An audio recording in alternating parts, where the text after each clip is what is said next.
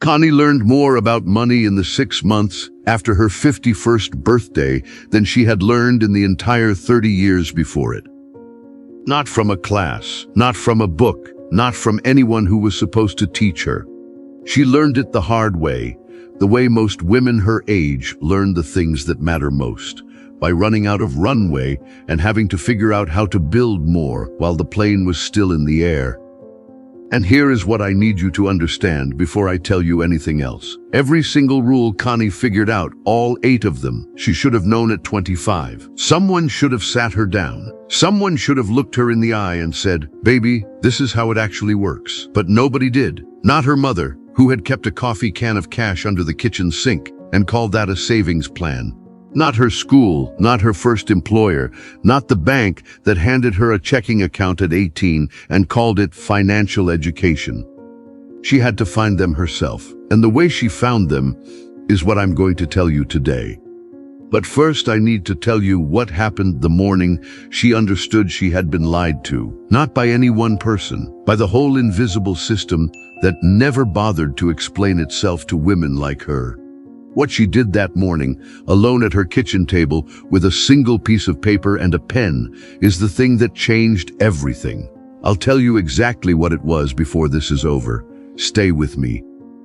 Because if you are a woman in your 40s or 50s, and you still feel like money is a language everybody else speaks fluently, and you never quite learned, this story is not just for Connie. It is for you.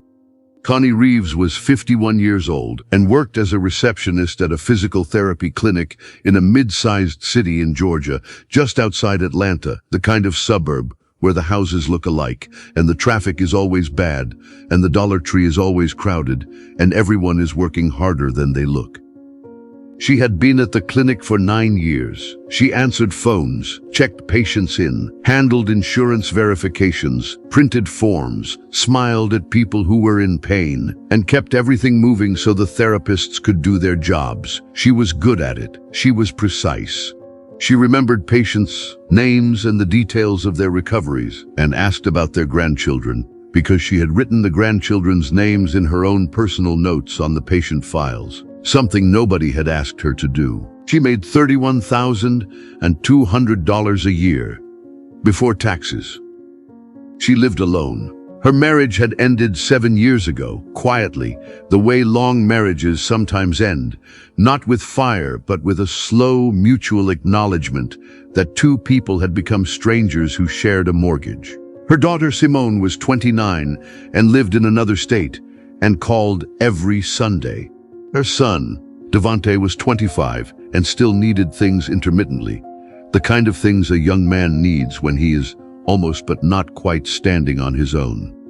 Connie had one luxury that she did not apologize for and did not explain to anyone. Every Sunday morning before Simone called, she made herself a full breakfast, not cereal, not toast, a real breakfast. Eggs, grits, sometimes a piece of sausage from the pack she kept in the back of the freezer. She ate it slowly at her kitchen table with the Sunday morning gospel program on the radio at low volume, and she did not answer her phone until she was finished.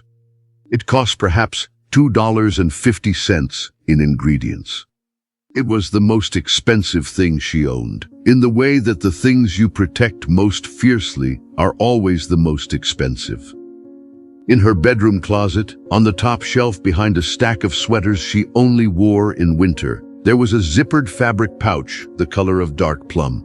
Inside the pouch was a small notebook, spiral-bound, college-ruled. She had bought it 3 years ago at a back-to-school sale for 37 cents. She had written one word on the cover in black marker: "Mine." Inside were numbers, not a budget, not a ledger, just numbers she had written down over 3 years, things she had wanted to understand and couldn't, figures she had encountered and felt confused by and too embarrassed to ask anyone about. The interest rate on her car loan, the difference between her gross and her net, a question she had written down and underlined twice: where does the rest go? The notebook had 43 pages, only 11 of them had writing. She had not opened it in 8 months. The letter came on a Tuesday in March. It was from her retirement account, the one she had through the clinic. She had been contributing 3% of her salary for 9 years, because that was what the HR coordinator had told her to do when she started, and she had never changed it and never asked why 3% and not something else. The letter told her, in the language that financial documents use when they do not want you to understand them, that her account had a current balance of $14,080, and that at her current contribution rate, projected to retirement at 67, her estimated monthly benefit would be somewhere between $340 and $410 per month. Connie read it 3 times. She set it on the kitchen table. She got up and made coffee. She sat back down. She was 51 years old. She had been working since she was 17. She had 34 years of work in her body and $14,080 to show for it in the account that was supposed to carry her through old age. And the account was telling her it would give her approximately $375 a month when she got there. She picked up the letter again. She put it back down. The math was not complicated. Complicated would have been easier. The math was very simple and very terrible. She called Simone, not to cry, just to hear a voice. Simone answered on the second ring, and Connie said, "Baby, I'm okay. I just got some mail that confused me." Simone talked her through what she could, but Simone was not a financial expert. She was a graphic designer who also did not know enough about money, and also did not know she didn't know, and they talked for 40 minutes. And both of them felt more confused at the end than at the beginning. After she hung up, Connie went to the kitchen junk drawer and found a pen that worked and a piece of paper that was blank on one side. She sat down. She was going to write something. She did not know yet what. She wrote the number at the top of the page, $14,080. She stared at it. Then she went to get the purple notebook from the closet. She hadn't opened it in 8 months. She found it behind the sweaters, unzipped the pouch, held it. She opened to the first blank page after the last entry. She wrote the date. She did not write anything else yet. She just left the pen on the page. She would know what to write by the time she was finished learning. The following Saturday, Connie went to the farmer's market on the square, the one she went to twice a month in spring and summer for the woman who sold the good tomatoes. She was not thinking about the letter. She had put it in a drawer because looking at it every day was not helping her think. The market was crowded. She got to the tomato stand, and the line was 4 people deep. She waited. The woman ahead of her in line was old, not frail. Old in the way of a tree that has gone through many seasons and is wider for it. She had white locks pinned up under a wide-brimmed straw hat, and she was examining tomatoes the way you examine things when you know exactly what you're looking for and you're not in any hurry. She held each one up. She set aside 2. She picked up a third. She sensed Connie behind her and turned, not apologetically but companionably, the way you turn when you know the person behind you is not your enemy. "Sorry," she said. "I take my time with tomatoes." "Me too," Connie said. The woman smiled, a smile that had its own weather in it, warm and a little bit knowing. She turned back to the tomatoes. She chose 2 more and handed them to the farmer's assistant. While she waited for her bag, she said to Connie, without turning, "You have the look of a woman who just got a piece of paper she didn't like." Connie blinked. "Is it that obvious?" Only to somebody who got the same look herself once. She took her bag. She stepped aside to make room and looked at Connie fully. Her eyes were the deep brown of old wood. Steady. Retirement letter. Connie laughed in spite of herself. A short laugh, not funny. "Yes." The woman nodded. "How much?" Connie told her. The number. The monthly projection. The woman was quiet for a moment. Not with pity, with recognition. "I got mine at 53, she said. "Mine was worse." She let that sit. "You know what nobody tells you?" Connie waited. "They act like the rules are complicated so you won't look too close." She picked up her bag. "They're not complicated. They just weren't handed to you." She shifted the bag to her other arm. Then she said it. The way you say something you have held for a long time and finally found the right person to give it to. Late is not lost. It is just a later start on the same road. She said goodbye. She walked away through the crowd in her straw hat without looking back. Connie stood at the tomato stand for a moment without buying anything. The farmer's assistant looked at her patiently. She bought 4 tomatoes. She walked to her car. She sat in the driver's seat and said it quietly to herself 3 times. Late is not lost. It is just a later start on the same road. She drove home. She took the retirement letter out of the drawer. She put it on the kitchen table next to the purple notebook. She uncapped the pen. She was ready to start writing. What Connie wrote in that notebook over the next 6 months became the 8 rules she carries today. Not rules she found in a magazine.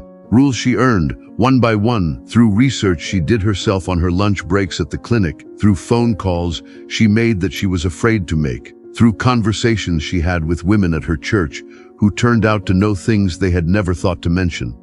This is what she learned, and every one of these she wants you to have. The first rule, which came with the minor shock.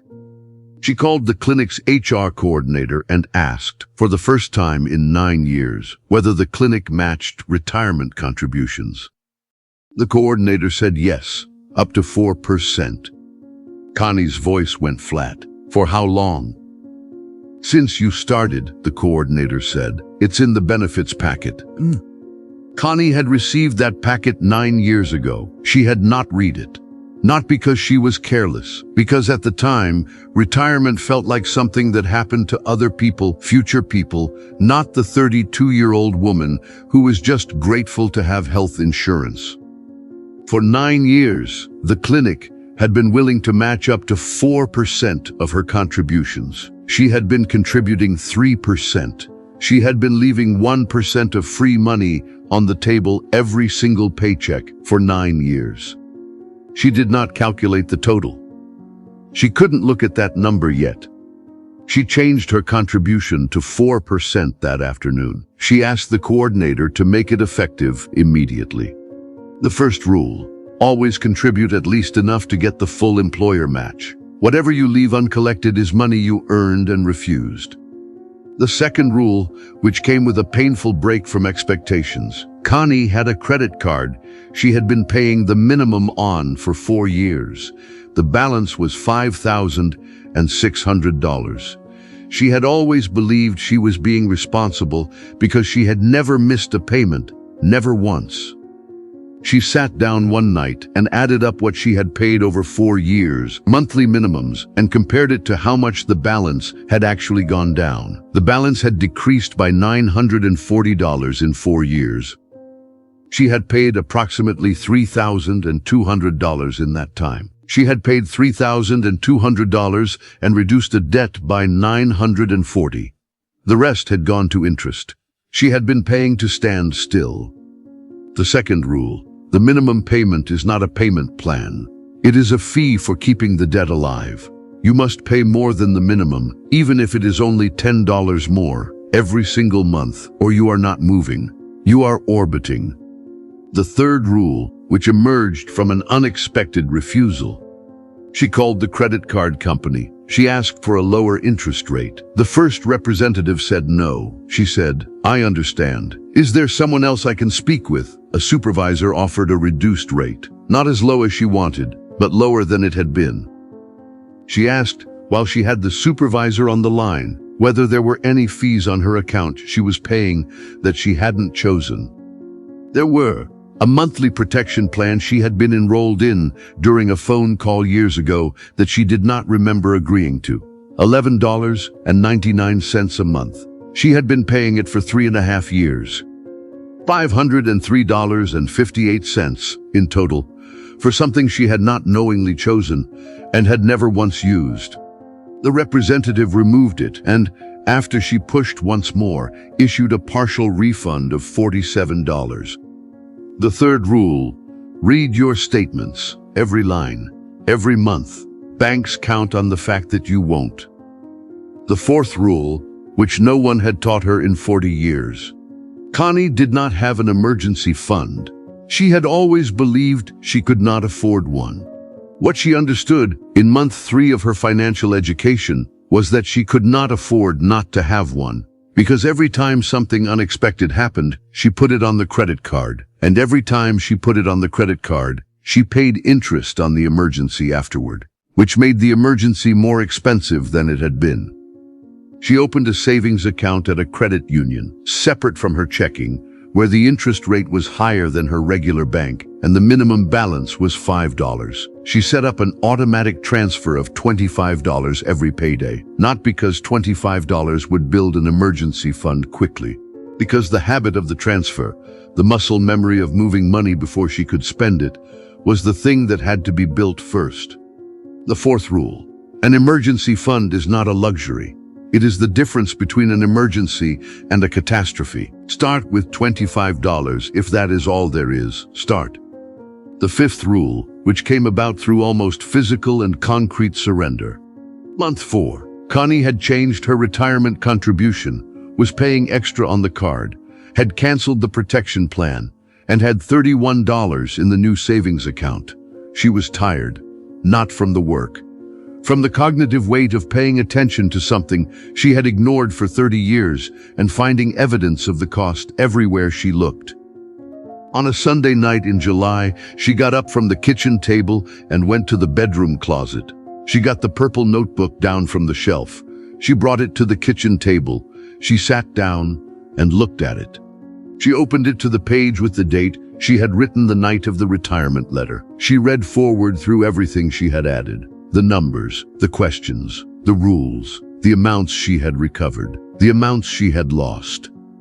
Then she picked it up, the whole notebook, and held it with both hands over the trash can beside the kitchen counter. She stood there for a long moment. She did not drop it. She put it back on the table. She opened to a new page and wrote, "Quitting now means paying twice. Once when I didn't know, and again by stopping when I do." She left the pen on the page and went to bed. The 5th rule: knowledge of loss is not the same as more loss. The moment you understand what you have been missing is not the moment you have lost it. It is the moment you stop losing it. Do not mistake awareness for damage. Awareness is the repair beginning. The 6th rule, which emerged from weakness, turned into strength. Connie had always been embarrassed that she did not understand investing. She had avoided the topic for so long, changing the subject when it came up, pretending to be busy when her coworkers talked about the stock market, that the avoidance itself had become a kind of belief. This is not for me. This is too complicated. I came to this too late. I came to this too late. She found a woman at her church, Marjorie, who was 64 and had retired comfortably 2 years ago, and who had always been willing to talk, but whom Connie had never asked, because she had been ashamed to reveal how little she knew. She asked. Marjorie sat with her for 2 hours on a Saturday afternoon and explained what she had done. Not complicated, not clever. Simple, boring, decades-long decisions to put money into index funds inside her retirement account and then not touch it and not watch it every day and not make decisions based on the news. The market, Marjorie said, rewards patience and punishes panic. Connie wrote it down. The 6th rule: you do not need to understand everything to begin. You need to understand enough. Enough is, put money into diversified funds, leave it alone, keep adding to it. That is enough. That is all most professionals actually do. The 7th rule, which came from the most devastating discovery of all. In month 5, Connie asked Simone for the first time what Simone knew about money, not as a test, as a real conversation. Simone knew more than Connie expected. Simone had been contributing to her own retirement since 25. Simone had a small emergency fund. Simone had read things, taken free online courses, learned by her own searching. Connie was quiet for a long moment on the phone. "Why didn't I teach you any of this?" she finally said. Simone was quiet too. Then she said gently, "Mama, you didn't know." Connie said, "I know, but I should have found out sooner so I could tell you." Simone said, "You're telling me now." The seventh rule, and this one is the most important: financial silence is inherited. When women do not talk about money, their daughters do not learn to talk about it either. The silence gets passed down like a family recipe that nobody wrote down. Break the silence. Talk to your daughters. Talk to your sisters. Talk about the numbers, the mistakes, the things nobody taught you. The conversation is the inheritance. The eighth lesson, which solved the main loop. The piece of paper. The blank one. The one she had gotten from the junk drawer the night of the letter. She had kept it on the table all 6 months, moving it from place to place, under the notebook, beside it, folded once and opened again. She had not written on it since the night she wrote the balance number at the top. In month 6, on a Sunday morning, after her breakfast and before Simon's call, she picked up the pen. She wrote the balance at the top again. Not $14,080, the new balance, the one that included 6 months of increased contributions and employer match that was now being captured. $17,400. $3,320 more than where she had started in 6 months, on the same salary, with the same life. Below that number she wrote, "What I know now." She wrote all 8 rules, every one of them in her own handwriting, on the blank side of a piece of junk mail. Then she put the page inside the purple notebook. Not behind the sweaters this time, in her purse, where she could find it. The 6 months after did not look dramatic from the outside. Connie still drove the same car, still wore the same clothes to work, still ate her Sunday breakfast and listened to the gospel program at low volume. Nobody looked at her and saw a woman who had changed. But the clinic's office manager, a woman named Petra who had worked there 12 years, stopped her in the hallway in September and said, "Connie, what is different about you?" Connie said, "Nothing." Petra looked at her. "No, something." Connie thought about it. "I stopped being afraid of a number," she said. "I just decided to look at it." Petra did not know what that meant. Connie did not explain further. In October, Devante called needing $300 for a car repair. Connie said she could send $150, and that for the other $150, he needed to talk to his bank about a small personal loan, and that she would walk him through the application if he wanted. He was quiet for a moment. Then he said, "You've never said that before." "I know," she said. She sent the $150. She spent 45 minutes on the phone with him the following Saturday walking through the loan application. He got approved. He paid it off in 4 months and called to tell her, with a pride in his voice she had not heard before. Simon called one Sunday and asked Connie if she would help her understand her own retirement account better. They spent an hour going through it together. Simon's account was better positioned than Connie's had been, but there were things neither of them had known to look for. They found one together. Marjorie from church introduced Connie to 3 other women her age, who met informally on the second Thursday of every month to talk about money, not as experts, as women who were done being embarrassed. Connie went to the first meeting with the purple notebook in her purse. She came home 2 hours later and added 4 new pages of notes. Her co-worker at the clinic was named Angela, 47, a medical billing specialist who had worked in the back office for 3 years. She was quiet, competent, never asked for anything, the kind of woman who stays invisible because she has learned that visible means vulnerable.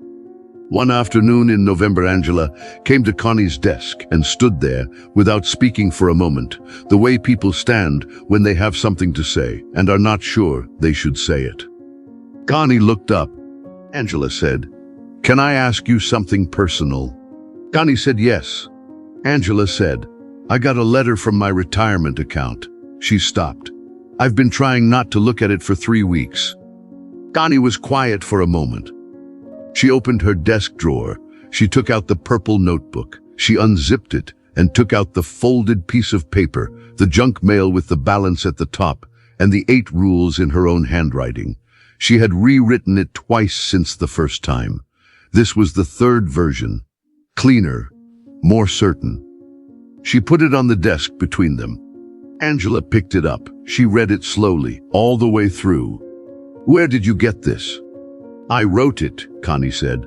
"6 months ago I was where you are right now." Angela kept reading. Connie said, "You know what someone told me when I was standing at the tomato stand at the farmer's market, feeling like I had done everything wrong, and it was too late to fix any of it?" Angela looked up.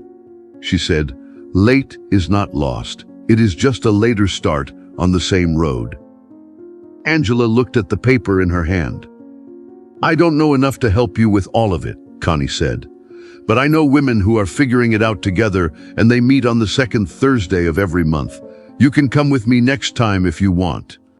Angela folded the paper carefully. She did not hand it back. Connie did not ask for it back.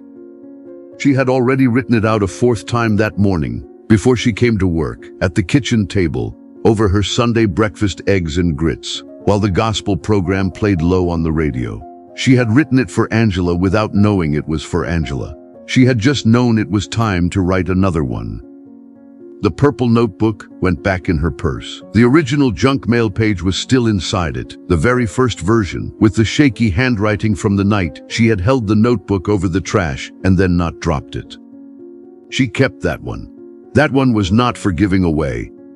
"I want to ask you something directly, woman to woman. 1. Is there a letter in a drawer somewhere? A number you have been avoiding? A statement you move from the counter to the table to the junk drawer, because looking at it feels like an accusation?" Connie had that letter for 3 weeks before she did anything about it. She was 51 years old. She had been working since she was 17. And in the 6 months after she finally sat down and looked, she recovered $3,320 that had been sitting in a matching contribution she had never bothered to collect. It was already hers. She just had to know to go get it. The 8 rules are not complicated. They were never complicated. They just were not handed to us. Our mothers did not have them. Our schools did not teach them. Nobody sat us down and said, "Here is how this actually works." But we are sitting down now, right here, together. And I want to know, which of these 8 rules hit you the hardest? Which one made you think, "I did not know that. I needed to know that"? Come down here right now and type day 1 and tell me one thing you are going to do this week just for yourself, just for your future. Even if it is a phone call you have been afraid to make, even if it is opening a savings account with $5, even if it is just opening the letter. Day 1. Tell me. And if you have a sister, a daughter, a woman in your circle who avoids this topic because nobody ever made it feel safe enough to face, send this to her. Don't say anything. Just send it. She will know what it means. I will see you next time. Thank you for trusting me with your time.